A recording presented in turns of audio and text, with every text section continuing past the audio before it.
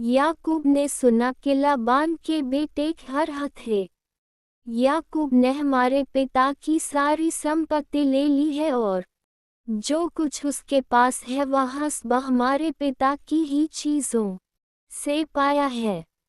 और याकूब ने देखा कि लाबान का उसके प्रति व्यवहार पहले जैसा नहीं रहा।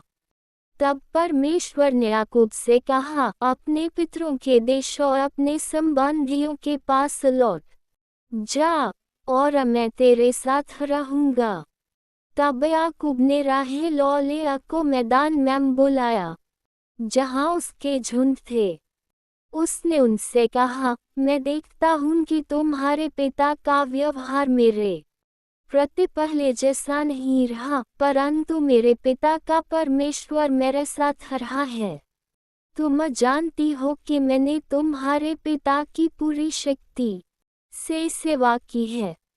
फिर अभी तुम्हारे पिता ने मेरा धोखा दिया और मेरी मजदूरी 10 बार बदल दी, परंतु परमेश्वर ने उसे मुझे हानि पहुंचाने नहीं दिया। यदि वह कहता, चितकबरे तेरी मजदूरी होंगे, तो सारे झुंड चितकबरे बच जेते।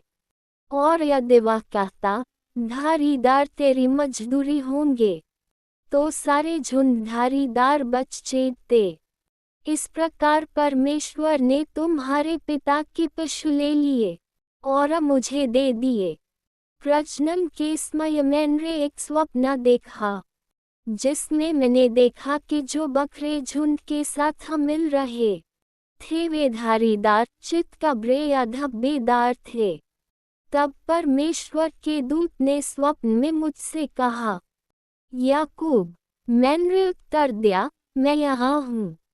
उसने कहा, ऊपर देख कि जो बकरे झुंड के साथ मिल रहे हैं वे सब धारीदार चितकबरे या धब्बेदार हैं, क्योंकि मैंने देखा है कि लाबान तेरे साथ क्या कर रहा है। मैं बेतेल का परमेश्वर हूँ, जहाँ तूने स्तंभ का अभिषेक किया और मुझसे मन्नत मानी। अब इस देश को छोड़कर अपने जन्मभूमि लौट जा। तब राहेल और लेआ ने उत्तर दिया, क्या हमारे पिता की संपत्ति में हमारा कोई हिस्सा या विरासत बची है? क्या वह हमें परदेशी नहीं समझता? उसने हमें बेच भी दिया और हमारे लिए मिली कीमत को भी खर्च कर दिया। निश्चित ही जो संपत्ति परमेश्वर ने हमारे पिता से ले ली है वह हमारी और हमारे बच्चों की है। इसलिए जो कुछ परमेश्वर ने तुझसे कहा है वी कर। तब याकूब ने अपने बच्चों और अपनी पत्नियों को ऊँटों पर बैठाया और अपने सारे पशुओं और अपनी सारी कमाई को, जो उसने पद्दनराम में प्राप्त की थी, लेकर कनान देश में अपने पिता इसहाक के पास जाने के लिए चल पड़ा। जब लाबान अपनी भेड़ों की ऊन कतरने गया हुआ था, तब राहेल ने अपने पिता के घर के देवताओं को चुरा लिया और याकूब ने लाबान अरामी को धोखा दिया, क्योंकि उसने उसे यह नहीं बताया कि वह भाग रहा है। इस प्रकार अब अपने सब कुछ लेकर भाग गया, नदी पार करके गिलाद के पहाड़ी प्रदेश की ओर चला गया। तीसरे दिन लाबान को बताया गया कि याकूब भाग गया है। तब उसने अपने संबंधियों को साथ लिया और 7 दिन तक उसका पीछा किया और गिलाद के पहाड़ी प्रदेश में उसे पकड़ लिया। तब परमेश्वर रात को स्वप्न में लाबान अरामी के पास आया और उससे कहा, सावधान रह, तू याकूब से नक वाली बात कहना और बुरी। याकूब ने गिलाद के पहाड़ी प्रदेश में अपना तंबू लगाया था और लाबान ने भी अपने संबंधियों के साथ वहीं डेरा डाला। तब लाबान ने याकूब से कहा, तूने यह क्या किया? तूने मुझे धोखा दिया और मेरी बेटियों को युद्ध के बंदियों की तरह ले गया। तू चुपचाप क्यों भाग गया और मुझे धोखा क्यों दिया? तूने मुझे क्यों नहीं बताया ताकि मैं तुझे आनंद और गीत गफौरवीना के साथ विदा करता? तूने मुझे अपने पोतों और बेटियों को चूमकर विदा करने का भी अवसर नहीं दिया। तूने मूर्खता की है। मेरे पास तुझे हानि पहुंचाने की शक्ति है, परंतु पिछली रात तेरे पिता के परमेश्वर ने मुझसे कहा, सावधान रह, तू याकूब से नखवाली बात कहना और अनबुरी। अब तू इसलिए चला गया क्योंकि तू अपने पिता के घर को तरसता था, पर तूने मेरे देवताओं को क्यों चुराया? याकूब ने उत्तर दिया, मैं डर गया था, क्योंकि मुझे लगा कि तू अपनी बेटियों को मुझसे बलपूर्वक छीन लेगा। पर यदि किसी के पास तेरे देवता मिले तो वह जीवित न रहे। हमारे संबंधियों के सामने देख ले कि तेरी कोई वस्तु मेरे पास है या नहीं, और यदि हो तो ले ले। याकूब नहीं जानता था कि राहेल ने उन्हें चुराया है। तब लाबान याकूब के तंबू, लिया के तंबू और दोनों दासियों के तंबू में गया, पर उसे कुछ नहीं मिला। फिर वह राहेल के तंबू में गया। राहेल ने उन देवताओं को ऊंट की काठी में रखकर उन पर बैठ गई। लाबान ने तंबू में सब कुछ खोजा, पर कुछ नहीं पाया। राहेल ने अपने पिता से कहा, है मेरे स्वामी, क्रोधन करें कि मैं आपके सामने उठा नहीं सकती, क्योंकि मुझे स्त्री धर्म है। इस प्रकार उसने खोजा, पर देवता नहीं मिले। तब याकूब क्रोधित हुआ और लाबान को डांटने लगा। उसने कहा, मेरा क्या अपराध है? मैंने कौन सा पाप किया है कि तू मेरा पीछा कर रहा है? अब जब तूने मेरी सारी वस्तुओं को टटोल लिया, तो तुझे तेरे घर की कौन सी वस्तु मिली? उससे यहाँ हमारे संबंधियों के सामने रख, ताकि वे हमारे बीच न्याय करें। मैं 20 वर्ष से तेरे साथ रहा हूँ। तेरी भेड़ों और बकरियों ने गर्भपात नहीं किया, और मैंने तेरे झुंड के मेढ़ों को नहीं खाया। जो जानवर जंगली पशुओं ने फाड़ दिए, उन्हें मैं तेरे पास नहीं लाया। उनका नुकसान मैंने स्वयं उठाया, और जो दिन या रात मैं चोरी हो गया, उसका भी हिसाब तूने मुझसे लिया। मेरी इच्छा यह थी कि दिन में गर्मी मुझे खा जाती थी, और रात में ठंड, और मेरी आंखों से नींद उड़ जाती थी। मैं तेरे 20 वर्ष रहा, तेरी 2 बेटियों के लिए 14 वर्ष और तेरे झुंड के लिए 6 वर्ष, और तूने मेरी मजदूरी 10 बार बदली। यदि मेरे पिता का परमेश्वर, इब्राहिम का परमेश्वर और इसहाक का भाई मेरे साथ होता, तो तू मुझे खाली हाथ भेज देता। पर परमेश्वर ने मेरी पीड़ा और मेरे हाथों के परिश्रम को देखा और पिछली रात तुझे डांटा। लाबान ने उत्तर दिया, ये स्त्रियां मेरी बेटियां हैं, ये बच्चे मेरे बच्चे हैं, और ये झुंड मेरे झुंड हैं। जो कुछ तू देखता है वह सब मेरा है। पर आज मैं अपनी बेटी और उनके बच्चों के लिए क्या कर सकता हूँ? हम दोनों एक वाचा करें, जो हमारे बीच साक्षी रहे। तब याकूब ने एक पत्थर लिया और उस स्तंभ के रूप में खड़ा किया।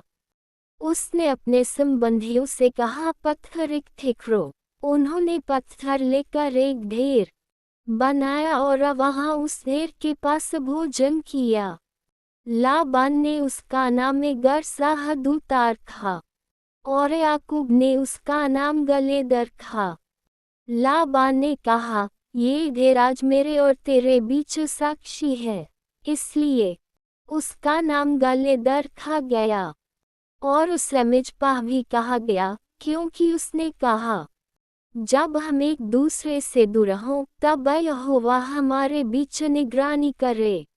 यदि तू मेरी बेटियों के साथ बुरा व्यवहार करे या उनकी अतिरिक्त और स्त्रियां ले, भले ही कोई मनुष्य हमारे साथ हन हो, तो स्मरण रख कि परमेश्वर हमारे बीच साक्षी है। लाबान ने यह भी कहा, ये ढेर और यह स्तंभ जो मैंने हमारे बीच खड़ा किया है साक्षी है। ये ढेर और यह स्तंभ इस बात के साक्षी हैं कि मैं इस ढेर को पार करके तेरी ओर हानि पहुँचाने नहीं आऊँगा, और तू भी इस ढेर और स्तंभ को पार करके मेरी ओर हानि पहुँचाने नहीं आएगा। इब्राहिम का परमेश्वर और नाहोर का परमेश्वर, जो उनके पिता का परमेश्वर है, हमारे बीच न्याय करे। तब याकूब ने अपने पिता इसहाक के भाई की शपथ खाए। उसने पहाड़ी प्रदेश में बलि चढ़ाए और अपने संबंधियों को भोजन के लिए बुलाया। उन्होंने भोजन किया और रात वहीं बिताए। अगली सुबह लाबान ने अपने पोतों और बेटियों को चूमा और उन्हें आशीर्वाद दिया। फिर अपने घर लौट गया।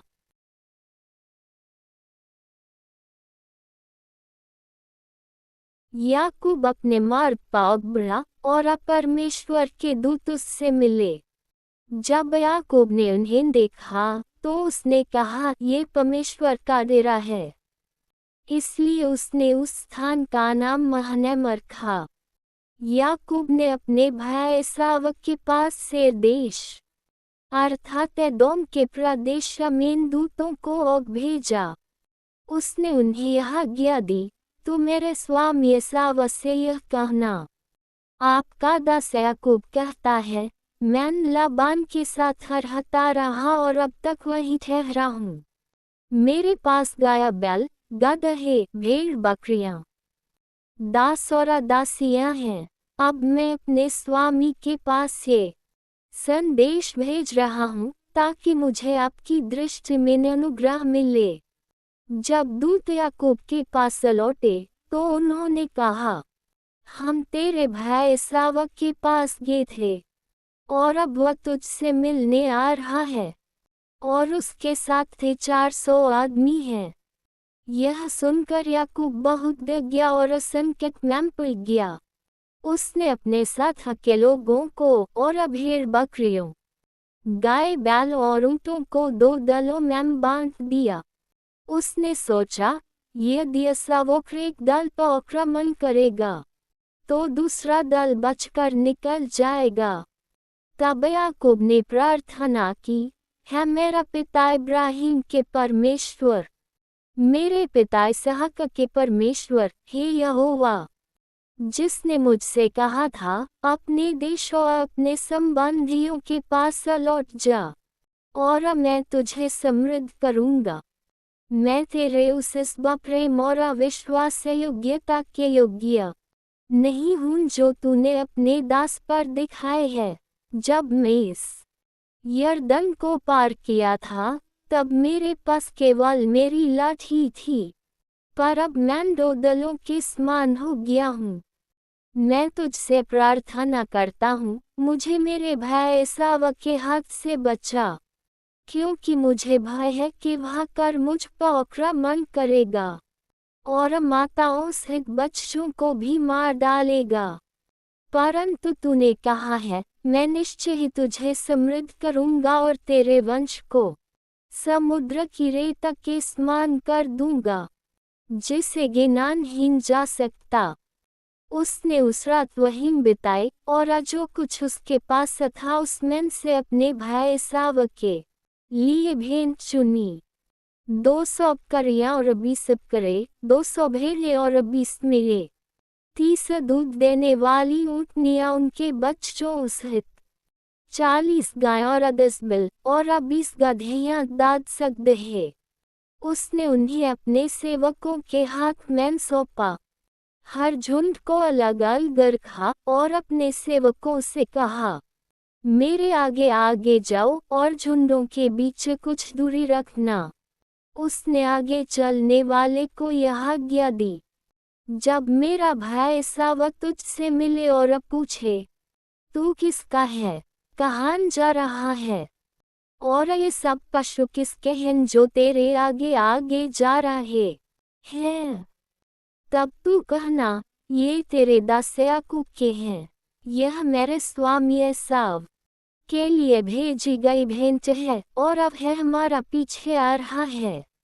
उसने दूसरे तीसरे और सबको जो झुंडों के पीछे पीछे जा रहे थे यही आज्ञा दी, जब तुम एसाव से मिलो तो ये कहना, और यह अवश्य कहना, तेरा दास याकूब हमारा पीछे आ रहा है, क्योंकि उसने सोचा, मैं इन भेंटों से जो आग भेज रहा हूँ उसे शांत करूँगा, फिर जब मैं उससे मिलूँगा तो शायद वह मुझे स्वीकार कर ले। इस प्रकार याकूब की भेंटें उसके आगे चली गईं, परंतु वह स्वयं उस डेरे में ठहरा रहा। उस रात वह उठा और अपनी दोनों पत्नियों, अपनी दोनों दासियों और अपने 11 पुत्रों को लेकर यब्बो कंदी के घाट को पार किया। उन्हें और अपनी सारी संपत्ति कोंदी के पार भेजने के बाद याकूब अकेला रह गया और एक पुरुष भोर तक उससे कुश्ती करता रहा। जब उस पुरुष ने देखा कि वह उसे परास्त नहीं कर सकता तो उसने याकूब की जांघ के जुड़ को छुआ, जिससे उसकी जांघ का जुड़ कुश्ती करते समय उतर गया। तब उस पुरुष ने कहा, मुझे जाने दे, क्योंकि भोर हो गई है। परंतु याकूब ने कहा, जब तक तू मुझे आशीर्वाद देगा मैं तुझे नहीं जाने दूंगा। उसने उससे पूछा, तेरा नाम क्या है? उसने उत्तर दिया, याकूब। तब उसने कहा, तेरा नाम अब याकूब नहीं रहेगा, परंतु इस्राएल होगा, क्योंकि तूने परमेश्वर और मनुष्यों से संघर्ष किया और विजय पाई है। याकूब ने कहा, कृपया अपना नाम बताए। परंतु उसने कहा, तू मेरा नाम क्यों पूछता है? और उसने उसे वही आशीर्वाद दिया। तब याकूब ने उस स्थान का नाम पनीएल रखा, क्योंकि उसने कहा, मैंने परमेश्वर को आमने सामने देखा, फिर अभी मेरा जीवन बच गया। जब वह पनीएल से आग बढ़ा तो सूर्य उसके ऊपर गया और अब अपनी जांघ के कारण लंगड़ा रहा था।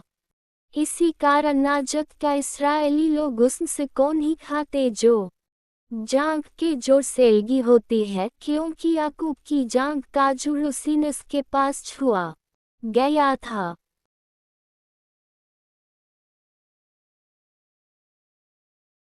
याकूब ने ऊपर देखा और वहां एसाव अपने 400 आदमियों के साथ आता हुआ दिखाई दिया, इसलिए उसने बच्चों को लिया, राहेल और दोनों दासियों के बीच बांट दिया। उसने दासियों और उनके बच्चों को और रखा, लिया और उसके बच्चों को उनके पीछे, और राहेल और यूसुफ को सबसे पीछे रखा। वह स्वयं आग बढ़ा और अपने भाई के पास पहुंचते समय 7 बार भूमि तक झुककर प्रणाम किया। परंतु एसाव दौड़कर याकूब से मिला और उसे गले लगाया। उसने उसके गले में बाहें डालकर उसे चूमा और वे रो पड़े। तब एसाव ने ऊपर देखकर स्त्रियों और बच्चों को देखा। उसने पूछा, ये जो तेरे साथ है कौन है? याकूब ने उत्तर दिया, ये वे बच्चे हैं जिन्हें परमेश्वर ने कृपा करके तेरे दास को दिया है। तब दासियां और उनके बच्चे आगे आए और उन्होंने झुककर प्रणाम किया। इसके बाद लिया और उसके बच्चे आए और उन्होंने भी झुककर प्रणाम किया। सबसे अंत में यूसुफ और राहेल आए और उन्होंने भी प्रणाम किया। एसाव ने पूछा, इन सब झुंडों का क्या अर्थ है जो मुझे मिले? उसने कहा, मेरे स्वामी की दृष्टि में अनुग्रह पाने के लिए। परंतु एसाव ने कहा, मेरे पास बहुत है। मेरे भाई, जो तेरे पास है उसे तू अपने पास ही रख। याकूब ने कहा, नहीं, कृपया, यदि मैंने तेरी दृष्टि में अनुग्रह पाया है तो मेरी यह भेंट स्वीकार कर, क्योंकि तेरा मुख देखना मेरे लिए ऐसा है जैसे परमेश्वर का मुख देखना। अब जबकि तूने मुझे प्रसन्नता से स्वीकार किया है, कृपया इस भेंट को स्वीकार कर जो तेरे लिए लाएगी है, क्योंकि परमेश्वर ने मुझ पर कृपा की है और मेरे पास सब कुछ है जिसकी मुझे आवश्यकता है। और क्योंकि याकूब ने आग्रह किया, एसाव ने उसे स्वीकार कर लिया। तब एसाव ने कहा, चलो हम यात्रा पर निकलें, मैं तेरे साथ चलूंगा। परंतु याकूब ने उससे कहा, मेरा स्वामी जानता है कि बच्चे कोमल हैं और मुझे उन भेड़ों और गायों की देखभाल करनी है। गो अपने बच्चों को दूध पिला रही हैं। यदि उन्हें एक दिन भी अधिक तेजी से हाँका जाए तो सारे पशु मर जाएंगे। इसलिए मेरा स्वामी अपने दास से आगे चला जाए और मैं धीरे धीरे उन झुंडों की चाल से चलूंगा जो मेरे आगे हैं और बच्चों की चाल से, जब तक मैं अपने स्वामी के पास से मैं न पहुंच जाऊं। एसाव ने कहा, तो मैं अपने कुछ लोगों को तेरे साथ छोड़ दूं। याकूब ने पूछा, ऐसा क्यों? बस इतना ही पर्याप्त है कि मैं अपने स्वामी की दृष्टि में अनुग्रह पाऊं। इस प्रकार उस दिन एसाव अपने मार्ग से सेर को लौट गया। परंतु याकूब सुक्कोत को गया, जहां उसने अपने लिए एक घर बनाया और अपने पशुओं के लिए झोपड़ियां बनाई। इसलिए उस स्थान का नाम सुक्कोत पड़ा। पद्दनराम से आने के बाद याकूब सुरक्षित रूप से कनान देश में शकेम नगर पहुंचा और नगर के सामने डेरा डाला। उसने 100 चांदी के सिक्कों के बदले शकेम के पिता हमोर के पुत्रों से भूमि खरीदी, जहां उसने अपना तंबू लगाया। वहां उसने एक वेदी बनाई और उसका नाम एलोहे इस्राएल रखा।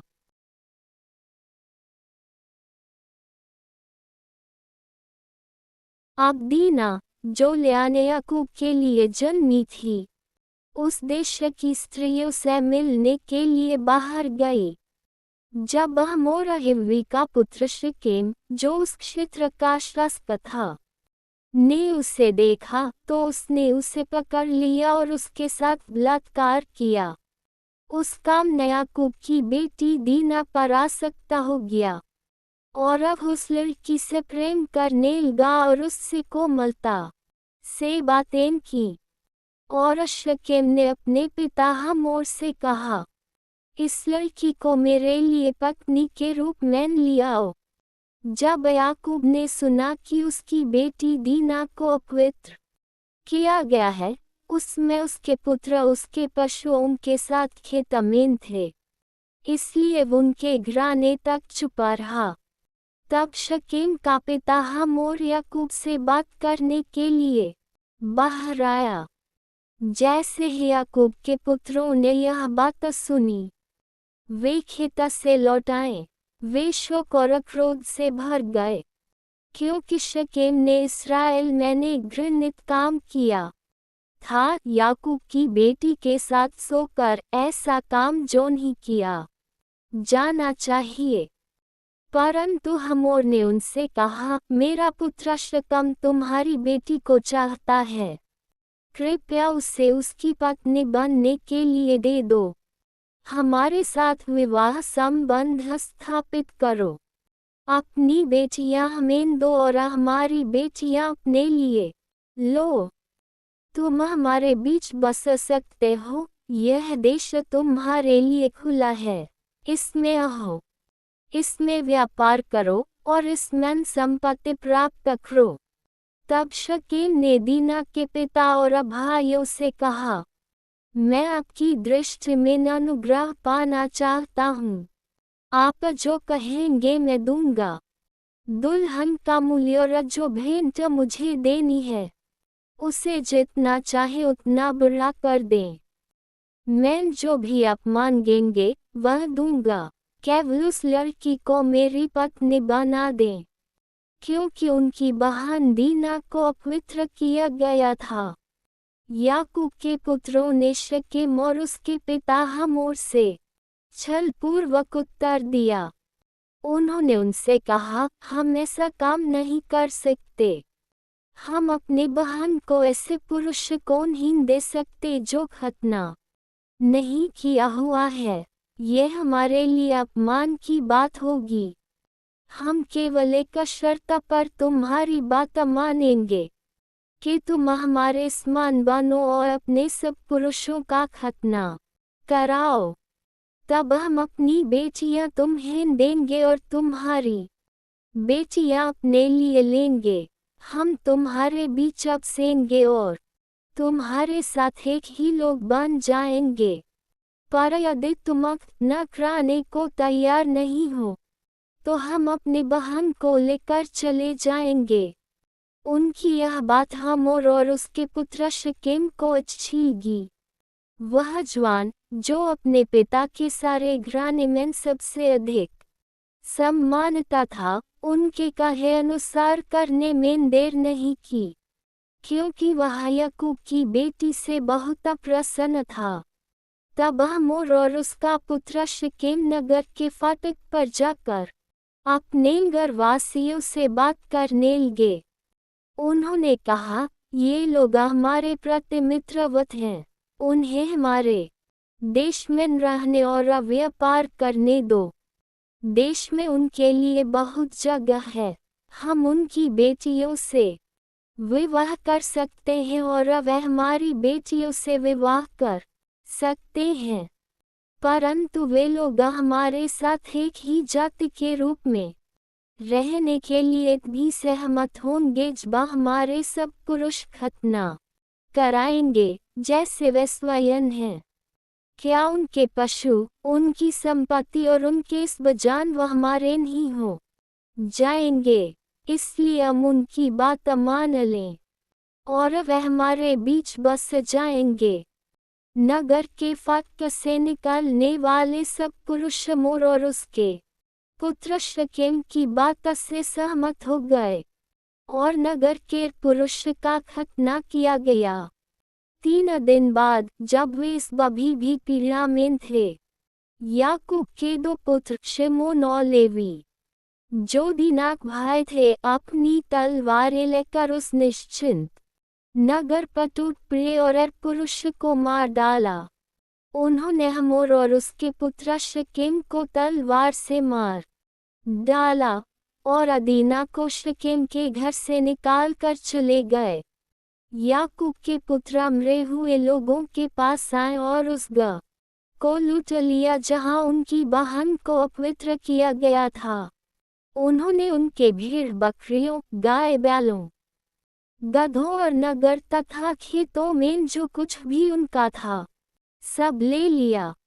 उन्होंने उनकी सारी संपत्ति, उनकी स्त्रियां और बच्चे भी पकड़ लिए और घरों में जो कुछ था उसे लूट के रूप में ले गए।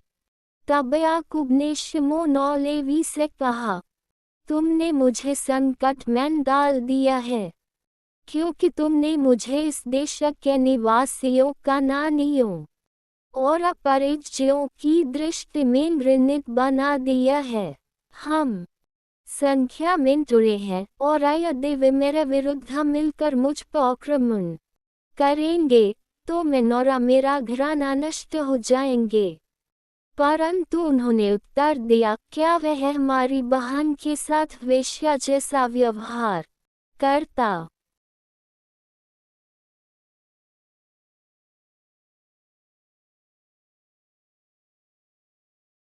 तब परमेश्वर ने याकूब से कहा, बेतेल को जा और वहां उपस जा और वहाँ उस परमेश्वर के लिए एक वेदी बना जो तुझे उस समय दिखाई दिया था जब तू अपने भाई ऐसा भाग रहा था। तब याकूब ने अपने घराने और अपने साथ रहने वाले सब लोगों से कहा, अपने पास रखे हुए प्राय देवताओं को दूर कर दो, अपने आप को शुद्ध करो और अपने वस्त्र बदलो। फिर आओ, हम बेतेल को चले, जहाँ मैं उस परमेश्वर के लिए वेदी बनाऊंगा जिसने मेरे संकट के दिन मेरी सुना ली और जहाँ भी मैं गया मेरे साथ रहा। तब उन्होंने अपने पास के बपराए देवता और अपने कानों के कुंडल याकूब को दे दिए, और याकूब ने उन्हें शकेम के पास के बांज के पेड़ के नीचे गाड़ दिया। तब वे चल पड़े और उनके चारों ओर के घरों पर परमेश्वर का भय छा गया, इसलिए किसी ने उनका पीछा नहीं किया। याकूब और उसके साथ हकीस लोग कनान देश में लूज पहुँचे। वहाँ उसने एक वेदी बनाए और उस स्थान का नाम एल बेतेल रखा, क्योंकि वही परमेश्वर ने उसे अपने आप को प्रकट किया था जब वह अपने भाई से भाग रहा था। अब रेबका की धाय देबोरा मर गई और उसे बेतेल के नीचे एक बांज के पेड़ के नीचे दफनाया गया, इसलिए उसका नाम लोन बाकूत रखा गया। पद्नराम से लौटने के बाद परमेश्वर फिर से याकूब को दिखाई दिया और उसे आशीर्वाद दिया। परमेश्वर ने उससे कहा, तेरा नाम याकूब है, परंतु अब तेरा नाम याकूब नहीं रहेगा, तेरा नाम इस्राएल होगा। इस प्रकार उसका नाम इस्राएल रखा गया। और परमेश्वर ने उससे कहा, मैं सर्वशक्तिमान परमेश्वर हूँ। फलो फूलो और बहुत बढ़ो, एक जाति और जातियों का समुदाय तुझसे उत्पन्न होगा और राजा तेरी संतान से निकलेंगे।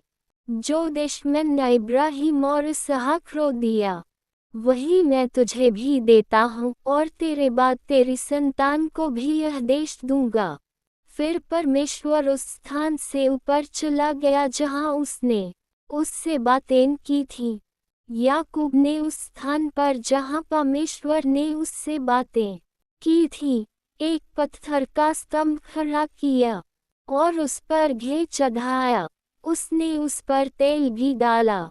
याकूब ने उस स्थान का नाम जहाँ परमेश्वर ने उससे बातें की थी बेतेल रखा। फिर वे बेतेल से आग बढ़े। जब वे अभी प्रातः के पास ही थे, तब राहेल को प्रसव पीड़ा हुई और उसे बहुत कठिनाई हुई। जब वह प्रसव में अत्यंत पीड़ा सह रही थी, तब दाई ने उससे कहा, मत डर, क्योंकि तुझे गौर पुत्र हुआ है। जब वह प्राण त्याग रही थी, क्योंकि वह मर रही थी, तब उसने अपने पुत्र का नाम बेन-ओनी रखा, परंतु उसके पिता ने उसका नाम बेन्यामीन रखा। इस प्रकार राहेल मर गई और प्रातः के मार्ग में दफनाई गई। याकूब ने उसकी कब्र पर एक स्तंभ खड़ा किया, और अजत का वह स्तंभ राहेल की कब्र का चिन्ह है। इसराइल फिर आग बढ़ा और अम्मीगदल अदेर के पार अपना तंबू गया। जब इसराइल उस क्षेत्र में रहा था, तब रूबेन गया और अपने पिता की रखेल बिल्हा के साथ सोया, और इसराइल को इसका पता चला। याकूब के 12 पुत्र थे। लेआ के पुत्र याकूब का पहिलौठा रूबेन, शिमोन, लेवी, यहूदा, इस्साकार और जबूलून। राहेल के पुत्र यूसुफ और बेन्यामीन। राहेल की दासी बिल्हा के पुत्र दान और नप्ताली। लेआ की दासी जिल्पा के पुत्र गाद और आशेर। ये याकूब के पुत्र थे जो पद्नराम में उसके लिए उत्पन्न हुए। याकूब अपने पिता इसहाक के पास ममरे में किर्यात अरबा के पास पहुंचा, जहां इब्राहिम और इसहाक थे। इसहाक 180 वर्ष जीवित रहा। तब उसने अंतिम सांस ली और मर गया। और अपने लोगों में मिल गया, वृद्ध और आयु से परिपूर्ण होकर। उसके पुत्र एसाव और याकूब ने उसे दफनाया।